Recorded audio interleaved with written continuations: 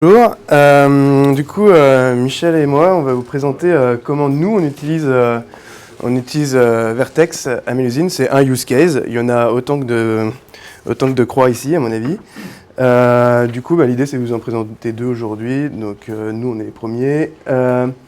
Mélusine rapidement c'est une boîte où on fait des outils pour les gens qui font des films et des séries.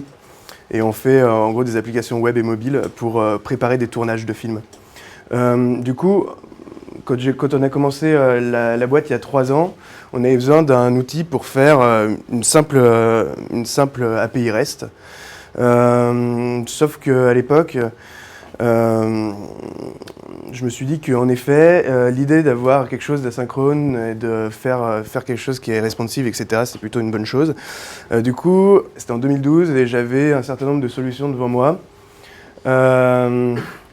Ouais, dans les slides, je dis nous, mais en fait, c'était moi. Et il y avait Node.js, il y avait Play qui faisait des choses quand même assez bien au-dessus de AK. Pareil, au-dessus de AK, il y avait Spray qui est devenu HTTP AK, il me semble, quelque chose comme ça. Et puis, il y avait Vertex qui était en version 1 à l'origine. J'ai fait un petit peu le tour. Node.js, c'était pas typé, problème de multithreading où vous êtes obligé de forker en fait un autre process pour si vous voulez utiliser tous vos CPU. Du coup, vous vous retrouvez avec un truc comme ça, avec un seul CPU qui tourne et les autres qui le regardent et qui sont en mode « Ah ouais, c'est cool », sauf que vous n'utilisez pas votre machine en entier, c'est bête quand on a des serveurs qui ont 8 corps, 16 corps et où il n'y en a que un qui fonctionne, quoi. Bref, à la fin, il explose normalement. On attend ? Ah, on attend. Ok. Il y avait Play qui faisait des choses très très bien, mais qui imposait un certain nombre de choses. Typiquement, directement, on arrivait avec des systèmes de templating, un management de la persistance qu'on m'imposait. Bref, ça en l'occurrence, c'était exactement l'inverse de ce que me proposait Vertex, c'est-à-dire que là, il y avait une opinion, c'était un peu plus dogmatique, on va dire. Spray, ça aurait été bien, mais à l'époque, Scala, c'était pas du tout mon domaine.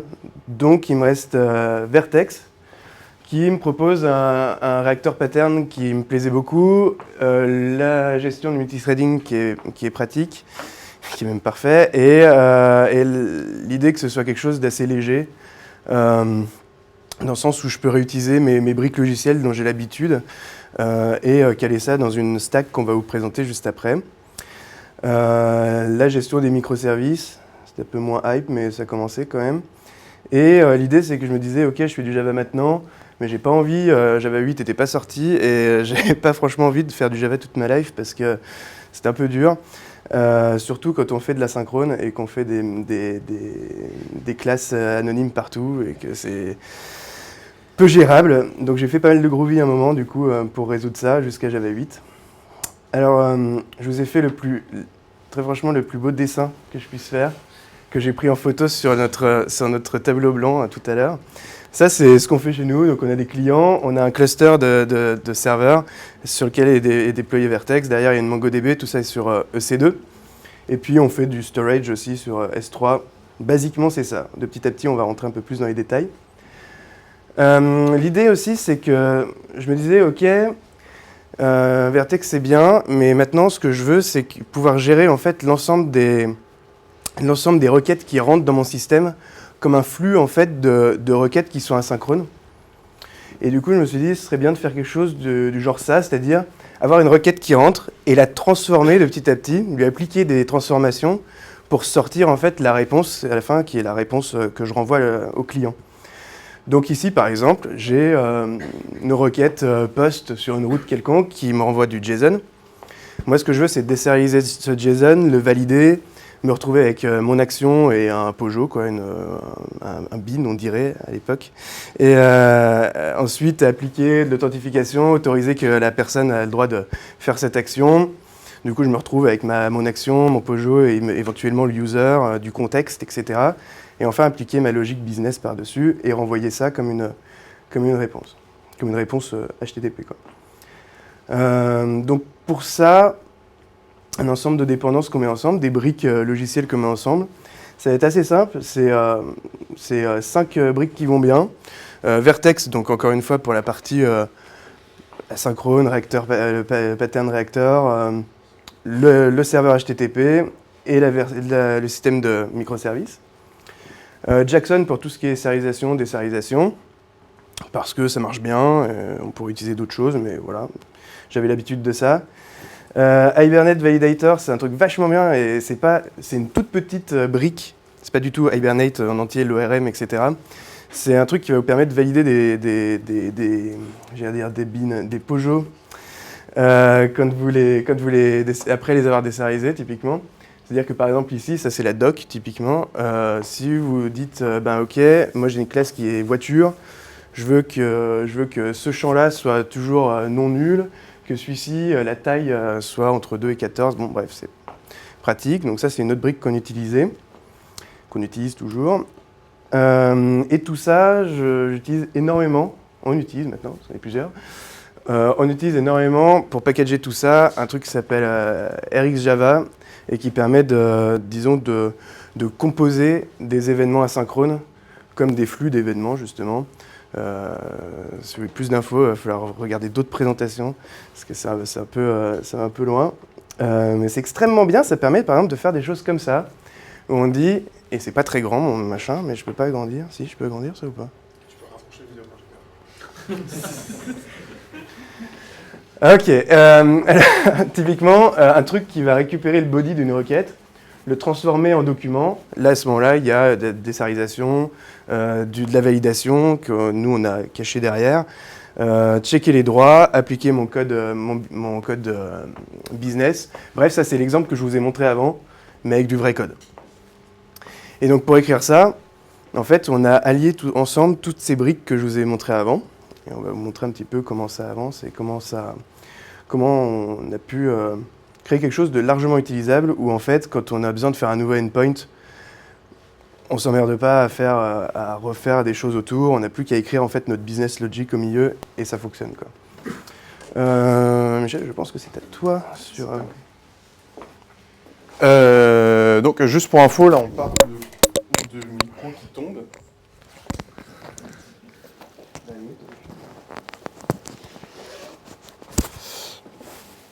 Hop, c'est bon. Donc ça c'est le Hello World version REST. On va pas tellement rentrer dans le contenu de ce que ça fait, mais plutôt l'orchestration en fait, puisque c'est ça qui nous intéresse. Donc je reprends le même exemple, le magnifique exemple qu'Hugo a fait sur un tableau, mais moi j'ai fait un vrai schéma parce que j'avais plus de temps apparemment. Basiquement nous ce qu'on fait, je peux passer. Donc ça c'est le cloud dans un nuage. Beau nuage, mais on voit rien du tout ici, c'est insupportable. Bref, en gros ici on a un get sur la route, ça entre dans notre serveur web, on passe dans un authentication service, donc là c'est marqué authentication service, et ensuite ça va dans Mongo, et voilà, donc ça cascade dans ce sens-là, et ça va recascader dans ce sens-là, et de manière complètement asynchrone. Donc ça, c'est plutôt simple, du coup il faut que je repasse. C'est plutôt simple, mais dans la vraie vie, c'est beaucoup plus compliqué, et chez nous, ça ressemble plus à ça, et encore, ça, c'est à peu près, c'est simple, c'est basique, mais on a plein de petits, donc chaque carré, c'est soit des bases de données, soit des microservices. Donc on reprend une requête, peu importe laquelle, et souvent, chez nous, on va vérifier si l'utilisateur est bien identifié, minimum, s'il est autorisé, et et là, on peut commencer vraiment à appliquer la logique métier et à faire le vrai boulot de la requête. Et donc là, on n'a pas moins de 14 allers-retours, on peut dire. D'abord, ça rentre dans l'API, ensuite, ça va dans l'Authentication Service, qui vérifie dans Mongo, parce que les sessions sont persistées dans Mongo. Ça n'a pas l'air d'être une bonne idée comme ça, mais en fait, c'est super pratique. Ça revient, ça recascade, ok, c'est bon, l'utilisateur est authentifié. Est-ce qu'il est autorisé pour faire ce qu'on lui demande? Ça passe dans un module d'autorisation qui lui aussi va chercher dans Mongo puisque les droits sont dans Mongo. Ça paraît déjà beaucoup plus une bonne idée, ça pour le coup. Ça revient, on peut enfin faire la chose, et puis il se trouve que là par exemple, je sais pas, je vais pousser une vidéo dans S3. Ça va déléguer la chose à un service qu'on appelle le Media Service chez Melusine, qui va stocker chez S3. S3 va dire, c'est bon, je suis d'accord, j'ai fini, ça va revenir, et voilà. Donc ça a l'air compliqué, et je pense qu'avec un code avec que des callbacks, ça doit être intéressant à lire. Enfin, plus ou moins, quoi. Donc, ça a l'air compliqué. Voilà, j'ai mon super gif, parce que moi aussi, je peux mettre des gifs. Mais en vrai, Avec RX et Vertex, ça se passe plutôt bien, puisque ça c'est du vrai code. Hein. Genre j'ai dû supprimer des trucs et cacher quelque chose, mais en vrai, il n'y a pas grand-chose de plus. On chope le body, on le désérialise, on vérifie l'identification. Si l'identification, si le user ici n'est pas identifié, ça tombe directement en erreur, ça renvoie un bon 403 qui va bien, etc., etc. On vérifie les droits, on crée le document, on sérialise le document pour avoir la réponse, on répond, terminé.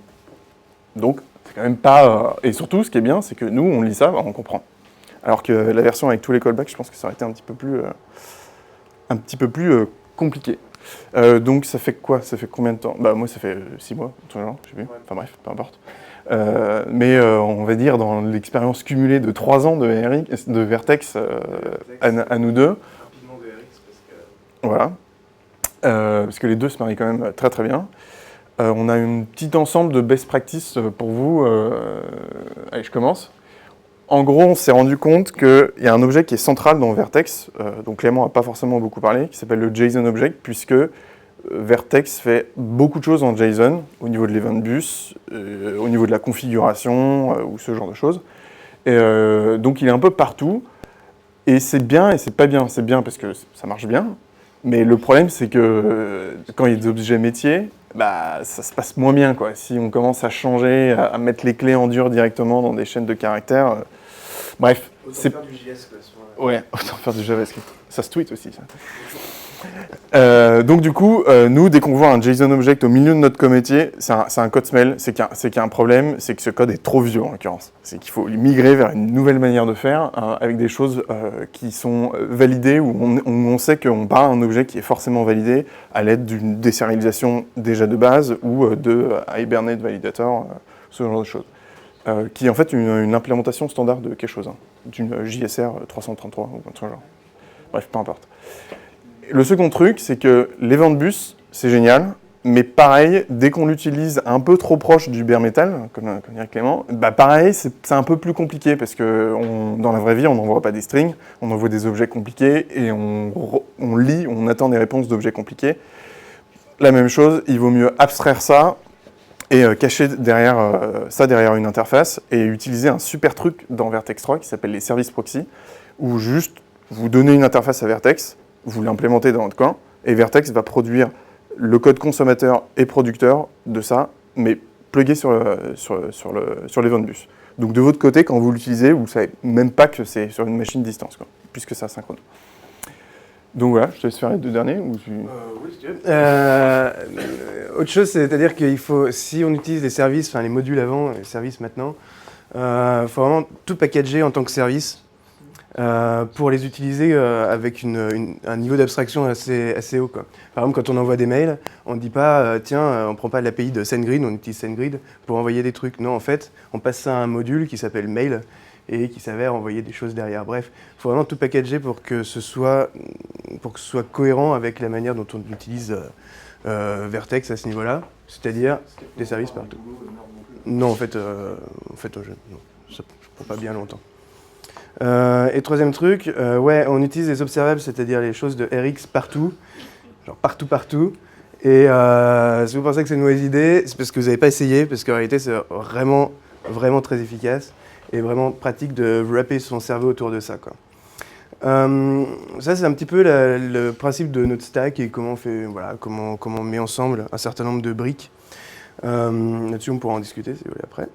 La deuxième partie qu'on va vous montrer, c'est la manière maintenant dont on déploie en fait tout ça en prod, à partir plutôt de ce qu'on sait de Vertex 2 du coup en l'occurrence, parce que Vertex 3 on a des choses mais qui ne sont pas encore en prod, donc on est encore en train de travailler sur les démons, etc. Et là je vais donner la parole à Michel. Ok, donc là en l'occurrence c'est du Vertex 2, donc si vous vous souvenez de ma slide où il y avait plein de flèches dans tous les sens, c'est parce que chez Mélusine, c'est pas énorme, mais dès l'instant où il n'y en a plus que 2, ça commence à poser des problèmes. On a, je sais pas, une petite dizaine de services, un truc dans le genre. Ouais, voilà, une petite dizaine.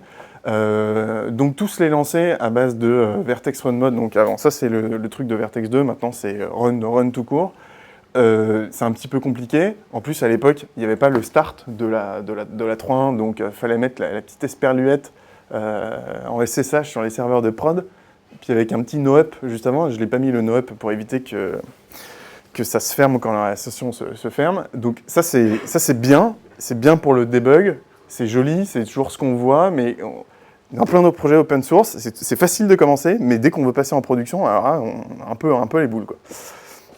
Donc tout ça pose des problèmes, nous a posé des problèmes, et notamment un truc qui était un peu sale. Par défaut, je ne sais pas si c'est toujours le cas en Vertex 3, les logs sont stockés dans /tmp si on ne fait rien. Alors, c'est pas la faute de Vertex, c'est la faute de nous qui ne configurons pas, mais bon, puisqu'on ne pose pas les questions, bah on le fait pas. Donc voilà, donc ça c'était... Donc ça c'est pas terrible, mais c'est avant tout de la faute de l'utilisateur, mais quand même c'était un problème pour nous, puisqu'on... C'est peut-être pas bien qu'on le dise, Non, c'est pas bien. Ok. Bon, mais en gros, c'est pas bien de faire ça dans /tmp parce que ça s'efface et puis surtout, ça se réécrit par-dessus, ce qui est pas terrible pour les post-mortem. Bref. Ensuite, là pour le coup, c'est juste le fait que ça soit une application Java. Le serveur redémarre, bah, le cluster il redémarre pas, quoi. Donc ça, c'est pas cool parce que si, je sais pas, Amazon redémarre des serveurs sans le dire, ça arrive rarement. Mais bon, il y a d'autres. Ça m'est déjà. Ouais. Ça leur est arrivé il n'y a pas longtemps. Ah ouais, ok. On n'était pas dedans. Ou peut-être qu'on s'en est pas rendu compte parce qu'on a réglé les problèmes. Moi, ça m'est déjà arrivé dans une ancienne boîte avec OVH, etc. ou d'autres services. Donc, de toute façon, c'est quelque chose qui peut arriver. Il faut s'attendre au pire. Donc, pas de restart. Ça, c'est pas la faute de Vertex, mais pareil, un crash de JVM, bon, c'est plutôt assez rare. En revanche, une JVM qui se ferme pour des, je sais pas, il n'y a plus de mémoire ou commence à faire des trucs bizarres, genre il n'y a plus de files, enfin vous avez ouvert trop de fichiers ou ce genre de choses. Je ne vais pas dire que ça m'est jamais arrivé, parce que ça ne serait pas vrai. Donc voilà, alors là, je vais dire exactement l'inverse de ce que tu as dit, Clément, mais un module par JVM, en prod en l'occurrence, c'est pas forcément une mauvaise idée. Par contre, pour en dev, c'est très relou. Parce que ça veut dire qu'il faut se taper tous les machins, tout ce genre de commandes. Donc c'est un peu fatigant. Et surtout quand on n'a pas un foudre de guerre, ça peut être fatigant sur des petits serveurs d'intégration où on n'a pas envie de payer Amazon des milliards pour avoir un serveur qui tient la route. Ça a posé des problèmes, pas tellement au niveau de CPU, mais plutôt de la RAM, parce que la mémoire sur les JVM ne va pas être partagée entre les JVM, donc on va loader les mêmes trucs. Donc ça, c'est un autre problème. Et le dernier problème, c'est que si ça ne se passe pas bien, bah, vous ne le savez pas. C'est-à-dire que si vous mettez votre esperluette et vous ne regardez pas les logs et vous ne vérifiez pas qu'il y a bien eu un déploiement qui s'est fait, bah, vous ne savez pas si c'est peut-être déployé, c'est peut-être pas déployé, peut-être que ça a quitté, on ne sait pas quoi. Donc ça, c'est pas cool. Enfin, en tout cas, moi, j'aime pas. Donc on a trouvé, pour chacun de ces problèmes, ces slides sont extrêmement bien faits parce qu'on va avoir problème-solution, superbe. On a trouvé des solutions. Première, c'est un peu hors contexte, mais maintenant on utilise Logback parce que ça avait l'air d'être le truc le plus hype et plus solide à l'époque où j'ai regardé, donc j'ai utilisé. Et en fait, on l'utilise pour une bonne raison, c'est que c'est facile de loguer en JSON avec. Et on utilise quelque chose qui est génial, qui s'appelle Logmatic. C'est une boîte française, Cocorico. L'instant pub pour les potes. Et en fait, eux, ce qu'ils proposent, c'est une stack ELK++, on va dire ça comme ça, en SaaS. Donc ELK, pour ceux qui ne connaissent pas, c'est Elasticsearch, Logstash et Kibana. En gros, ils font de l'analyse de logs, donc vous leur envoyez tous leurs logs, vous ne réfléchissez pas, vous envoyez tous les logs, sauf ceux avec les mots de passe. Vous enlevez les mots de passe des logs d'abord, vous ne loguez pas les mots de passe, vachement bien, déjà. Ensuite, vous envoyez les logs. On ne logue pas les mots de passe. On ne logue pas.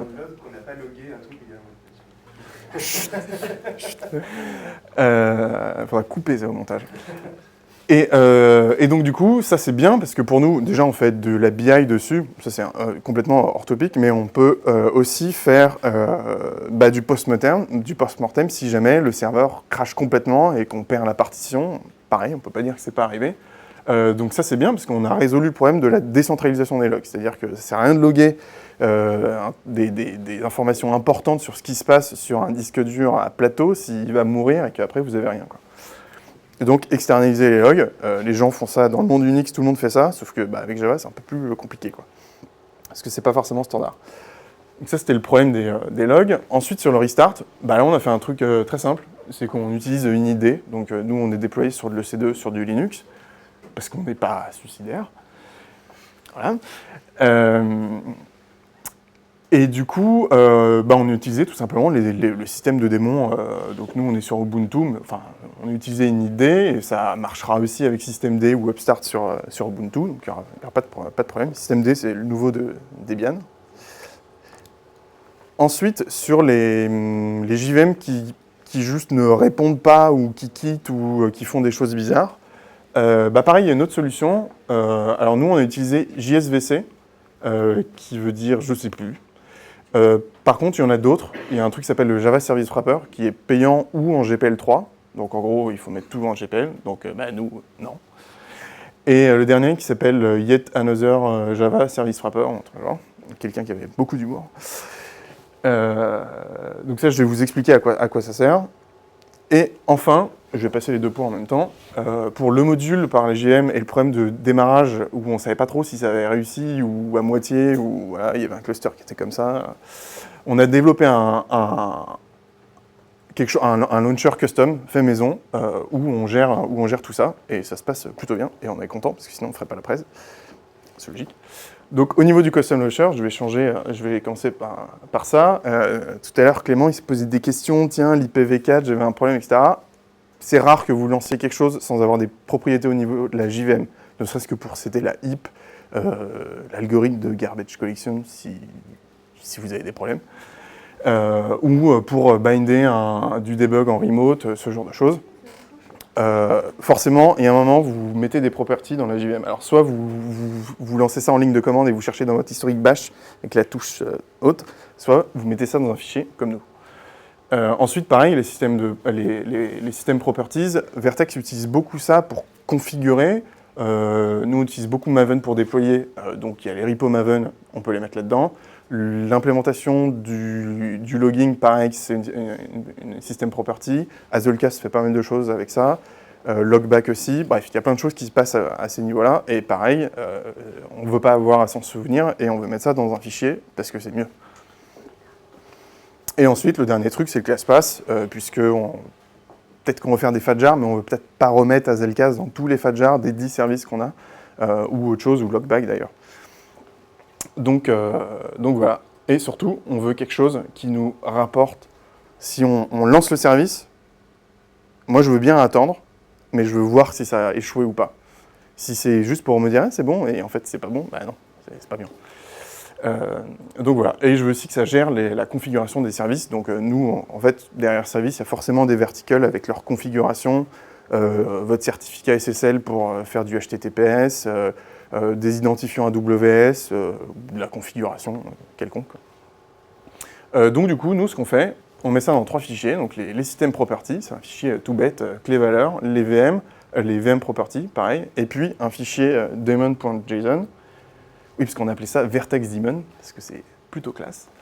Et ça n'a pas passé la transition. Ah oui, dernier truc, ça, vous mettez ça dans Git, vous déployez ça avec Puppet, Chef, Ansible, si vous voulez vraiment faire que du Red Hat. Et voilà. Et le daemon.json, là, même si c'est un truc custom, on n'a pas réinventé la roue. En fait, il n'y a que du Vertex là-dedans. Le truc qui est en vert en haut, c'est les options pour démarrer Vertex. Donc, est-ce que mon Vertex est en cluster? Si oui, est-ce que j'ai activé la HA, la haute disponibilité? Vous pouvez avoir des petits problèmes, c'est une faute là d'ailleurs, peu importe. Vous pouvez avoir des problèmes sur le firewall, donc spécifier le port du cluster, ce genre de choses. Ça, c'est des options, c'est juste la version sérialisée d'un objet qui s'appelle Vertex Option, que vous êtes obligé de créer quand vous démarrez Vertex vous-même, à moins d'utiliser les options par défaut.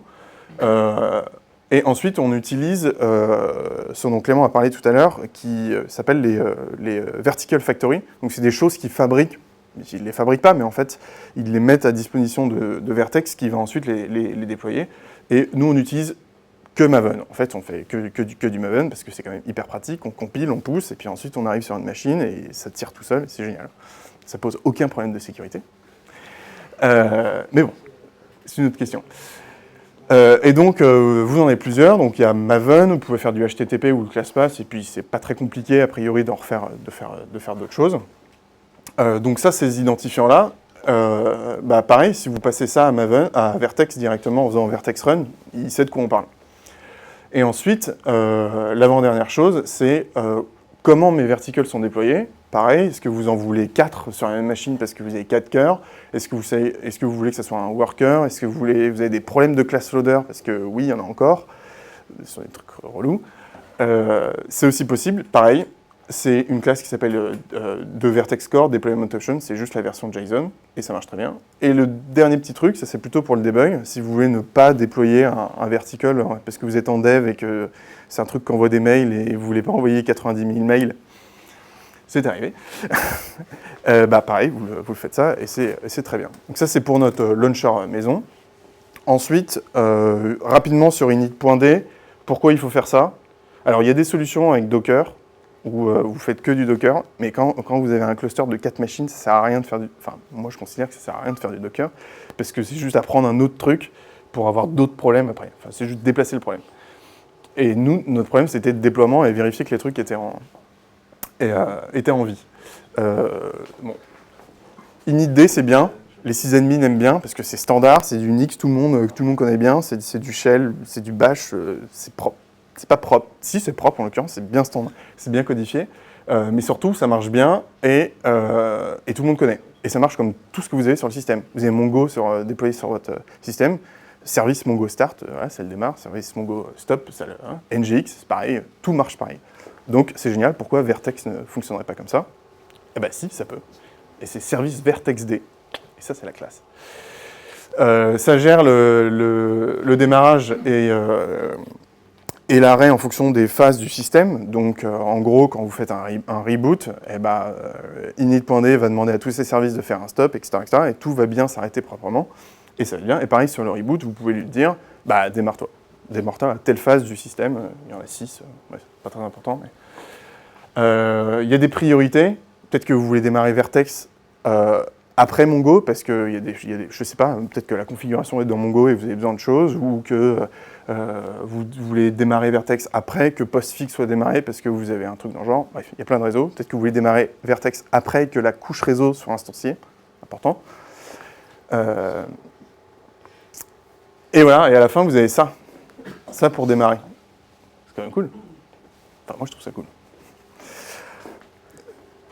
La dernière brique dont on a besoin, c'est ce que j'appelle le wrapper. Donc, c'est en fait le truc qui lance la JVM pour de vrai.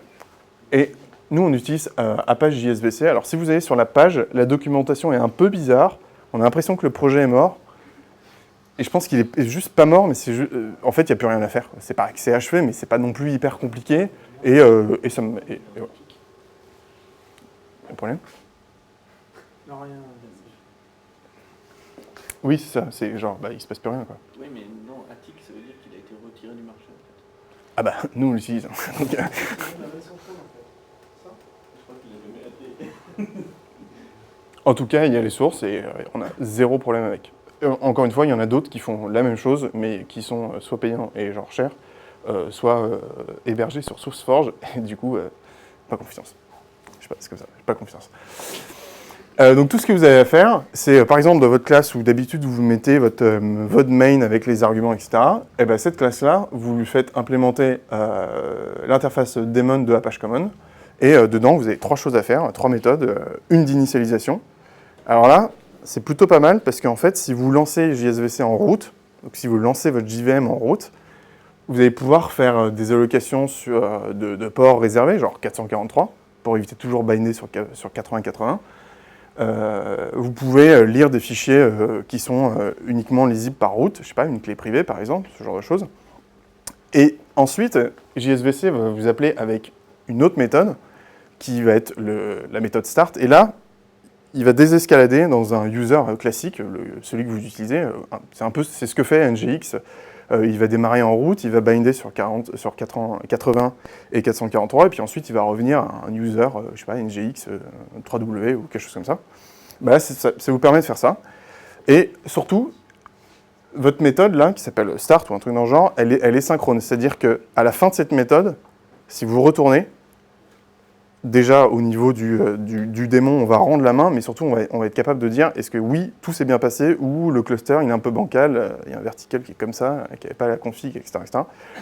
Vous avez quelque chose de propre, et si c'est pas propre, si ça n'a pas marché, vous pouvez arrêter Vertex convenablement et pas faire un gros kill ou un truc dans le genre. Pareil, la dernière méthode, c'est le stop synchrone. Ça aussi, c'est important, parce que faut pas... ça m'est arrivé de faire des trucs, d'arrêter Vertex plus ou moins bien, et ça s'est mal passé pour moi après. Donc voilà, je l'ai dit tout à l'heure, ça peut être intéressant pour des ressources un peu problématiques. Alors nous, en fait, ça, on ne l'utilise pas vraiment parce qu'on a NGX en front, donc le port 443, c'est pas nous qui l'utilisons, donc on s'en fiche. Mais ça peut être intéressant. Dernier truc, et ça on va l'utiliser, on ne l'utilise pas encore. La JVM, elle ne sait pas vraiment si elle est sur un système POSIX, donc tout ce qui est les signaux, les kills, les trucs comme ça, elle n'est pas censée connaître. Vous pouvez utiliser des classes internes de Sun, d'Oracle, mais c'est pas bien. Là, JSVC propose un truc, propose d'implémenter ou de fournir des interfaces, et vous pouvez répondre à un signal qui s'appelle SIGUSER 1, 2, pardon. Et en gros, ça veut dire que vous pouvez pinguer votre application pour lui dire « fais un truc depuis l'extérieur ».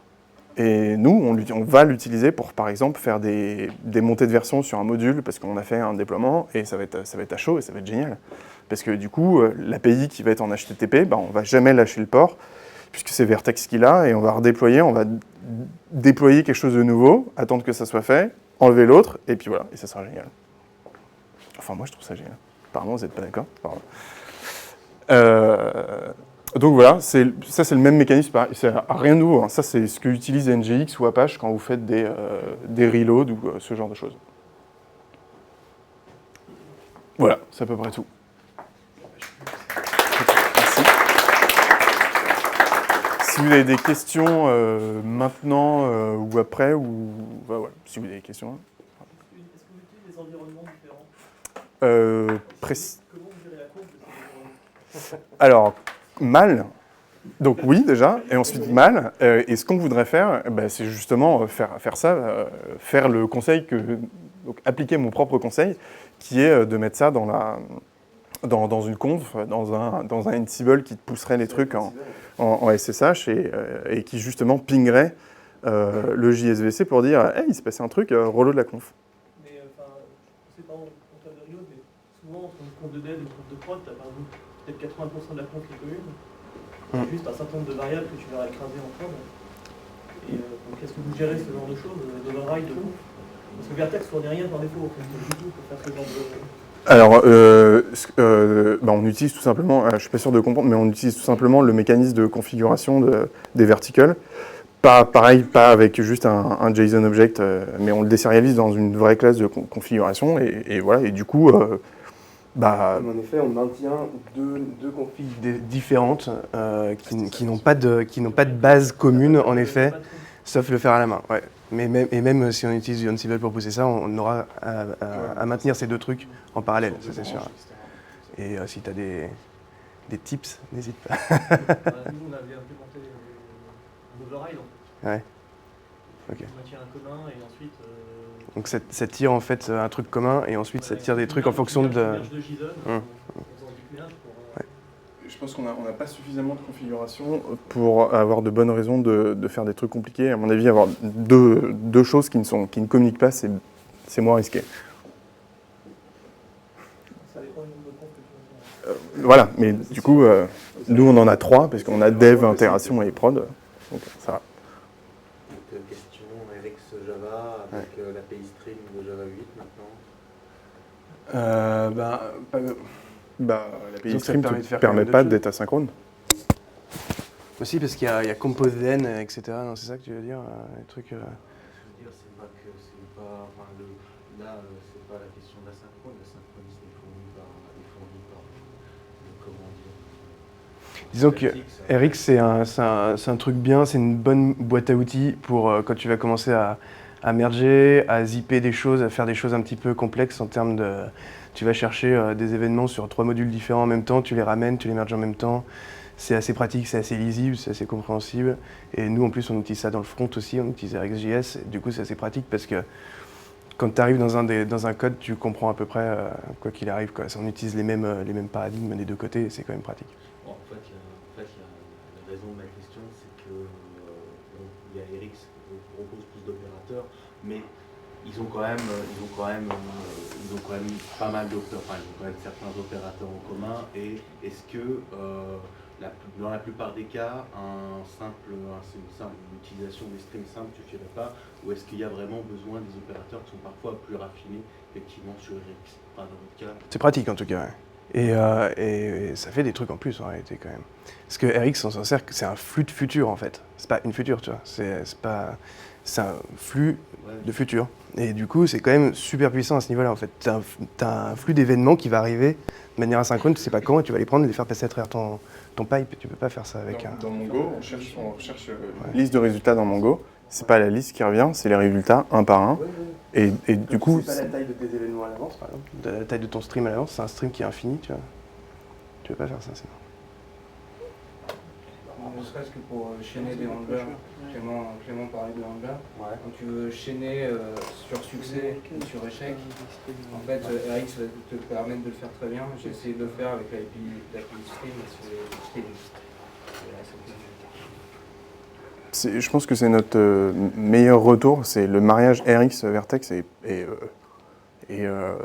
parfait. Enfin, moi j'ai vraiment eu que des bonnes surprises et on arrive à un code qui est beau. Surtout que maintenant, avec Vertex 3, c'est considéré comme un langage en fait, et il est auto-généré, c'est-à-dire que maintenant toutes les API de Vertex qui sortent, elles sortent en même temps Rxifiées en fait. Je ne sais pas si c'est un mot, Rxifié, mais dans l'idée c'est...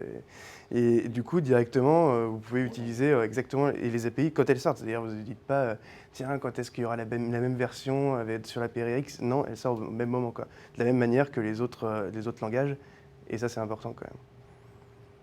Donc nous, on fait des services on implémente des services.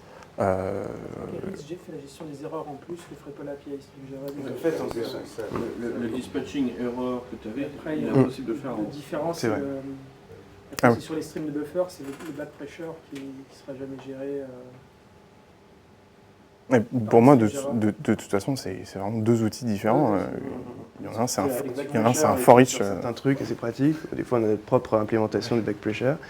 Et oui, la gestion des erreurs, c'est incroyablement cool, quoi. Ce que j'allais dire, parce que moi, là, en fait, j'avais véritablement, parce que je sais que sur Rx, on peut mettre des handlers assez facilement, donc sur la stream, Voilà, d'autres questions? Sinon, on fait une pré Rx aussi.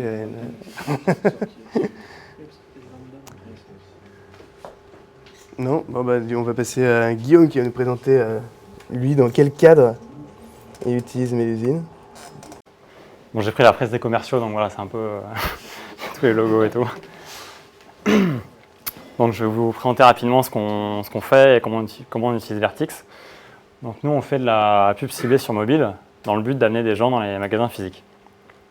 Donc pour faire ça, on récolte des événements de géolocalisation qu'on stocke dans une grosse base de données qui est Google BigQuery, on fait des segments clients et ensuite on fait de la pub sur mobile grâce au système RTB. Et c'est là où on utilise Vertex. Alors pour ceux qui ne sont pas familiers avec le RTB et la pub de manière générale sur Internet, en fait quand vous ouvrez votre appli, n'importe quelle appli sur votre téléphone, par exemple Le Monde, il y a un pop-up qui va s'afficher. En fait c'est un espace publicitaire qui est à vendre. Donc Le Monde va se connecter à un ad exchange qui va se connecter à plein d'acteurs, dont nous. Et on va devoir dire est-ce qu'on souhaite acheter la publicité. Donc si oui, on donne un prix et on donne une bannière, donc une pub. Ou alors on répond non, on n'en veut pas, et on verra plus tard. Donc la contrainte de système, c'est qu'il faut répondre à la d'exchange en moins de 100 millisecondes.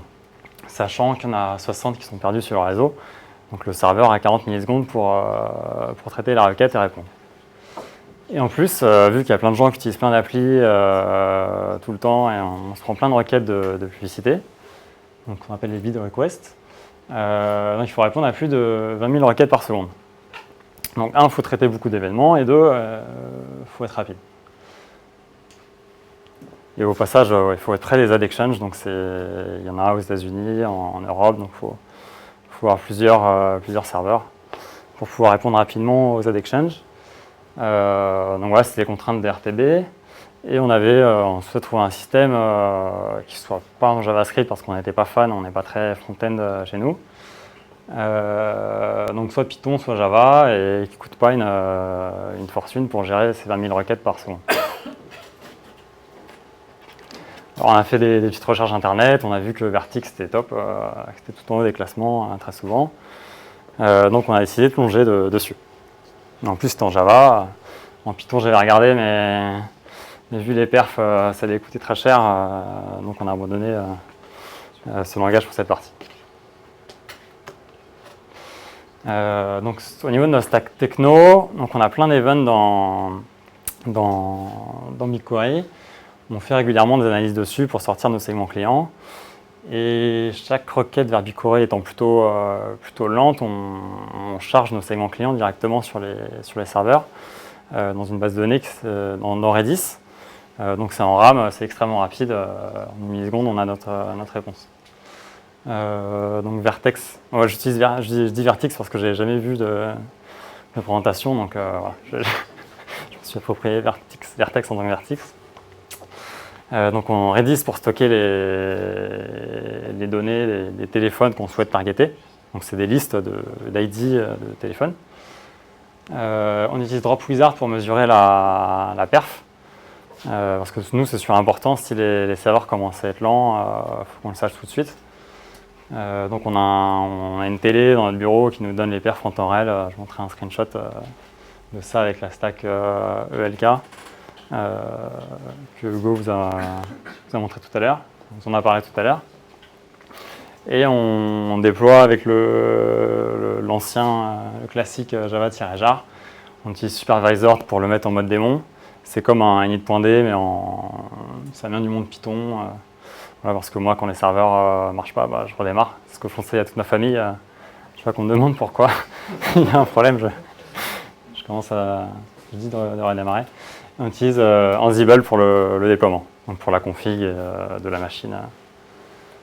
Voilà, donc c'est pas très compliqué. Donc voilà, le schéma de l'archi, c'est informatisé, mais c'est moins beau qu'Hugo. Donc on a nos serveurs web sous Vertex. Donc on utilise Vertex 3 parce qu'on a commencé notre développement il y a 6 mois sur cette partie. Donc à chaque requête, on va regarder si on connaît le device, si on souhaite enchérir dessus. Si oui, on va faire d'autres choses et on va répondre à l'enchère. Si ce n'est pas dans la liste des devices, on répond qu'on ne souhaite pas enchérir. Très régulièrement, on a des verticals qui vont aller chercher les dernières listes de devices dans BigQuery et qui vont les stocker dans Redis. Il manque une flèche là.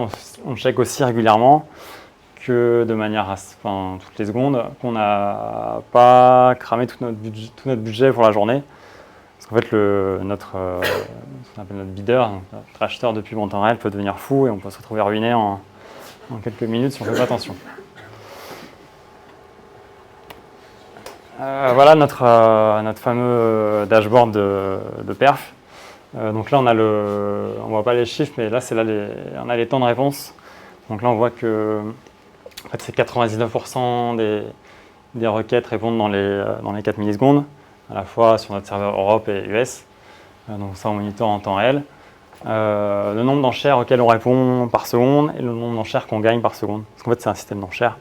Donc celui qui met le meilleur prix pour la pub a le droit d'afficher sa pub. Donc voilà, on a tout ça en temps réel. Et ça, c'est d'autres trucs, c'est les différents ad exchange. Donc, pour conclure, Vertex, finalement, ça a bien fait le boulot dans notre cas. Ça répond à beaucoup de requêtes de façon pas chère. Je souhaitais migrer vers Vertex 3 parce que j'avais vu qu'il y avait Vertex Sync qui avait l'air top. J'ai entendu que c'était pas... c'était peut-être pas une bonne idée. Mais bon, on utilisera Vertex Shell pour se consoler. Voilà. Donc, si vous avez des questions, on peut se faire aussi des questions-réponses de manière plus large avec tout le monde, comme on avait prévu. DropWizard, vous l'utilisez comment? C'est Alors en fait, on regarde toutes les secondes les stats avec DropWizard. On print ça dans des logs. Les logs sont récupérés par le Logstash, ils sont parsés, ils sont stockés dans Elasticsearch. Et c'est Kibana qui affiche, Kibana, donc l'interface web, qui affiche les stats. Vous utilisez un logger de DropWizard par derrière pour faire ça? Ouais, on utilise Logback. Je crois qu'on utilise Logback. D'accord. Je sais plus. Je crois que c'est Logback. Ouais, mais je veux dire, il n'y a pas de code en plus, custom, c'est soit du DropWizard, soit du Vertex. Ah oui, c'est ça. C'est ça. Et quelle métrique vous regardez les temps de latence HTTP? Surtout le nombre de courriers par seconde et les temps de réponse. Et aussi les erreurs. Les erreurs, on a un système. Pour les erreurs, on les log dans Sentry. Enfin, on connecte notre système de log à Sentry, donc dès qu'il y a une erreur, on le sait. On se fait réveiller dans la nuit. Du coup, 4 millisecondes, je pense que vous répondez là. Vous avez besoin de faire du tuning sur la JVM ou sur Vertex en particulier? Non. Non, ça, après on n'est pas... Je disais au début qu'on était 20 000 requêtes par seconde, mais là réellement on est à moins que ça. Mais ça tourne bien quand même, on n'a pas eu à faire de fine-tuning. Et sur HTTP, En HTTP. Ouais. Est-ce que vous avez des contraintes sur les centiles pour les temps de réponse, ce genre de choses? Sur les centiles, si vous regardez la distribution? Non, faut répondre vraiment à 99% des requêtes en moins de 100 millisecondes, sinon on peut se faire bannir, en tout cas temporairement. Le chiffre, c'est quoi? C'est 99? Ouais, 99% c'est pas mal. En moins de combien de temps? 40 millisecondes pour le serveur. D'accord. Il y avait un use case à Devox l'année dernière, des personnes aussi qui faisaient la même chose que vous, qui étaient passées de Tomcat à Vertex. Ah oui. Mais à la fin, les gens posaient la question, alors il y a plus de pi, c'est mieux. Alors on ne sait pas, on n'a pas terminé. Donc vous êtes allé jusqu'au bout, enfin, vous n'êtes pas passé de Tomcat à Vertex. Et avant, vous avez mis autre chose que Vertex? Non, on a commencé, là-dessus, on a commencé from scratch sur Vertex. Si vous avez d'autres questions, sinon... c'est 20 000 requêtes sur un serveur? Non, sur distribué. Mais potentiellement, ça peut monter parce que là, on target que la France pour l'instant et qu'on va naturellement grossir. Là, il faudra. Combien de serveurs? On a un en Europe, un aux US. Parce que même si on marcherait en France, il faut quand même avoir un serveur aux US parce qu'il y a un ad exchange aux US. Donc, on a une petite machine sur Google Cloud. C'est des 4 cœurs. Large. Là, on est trop large. Mais voilà. Merci.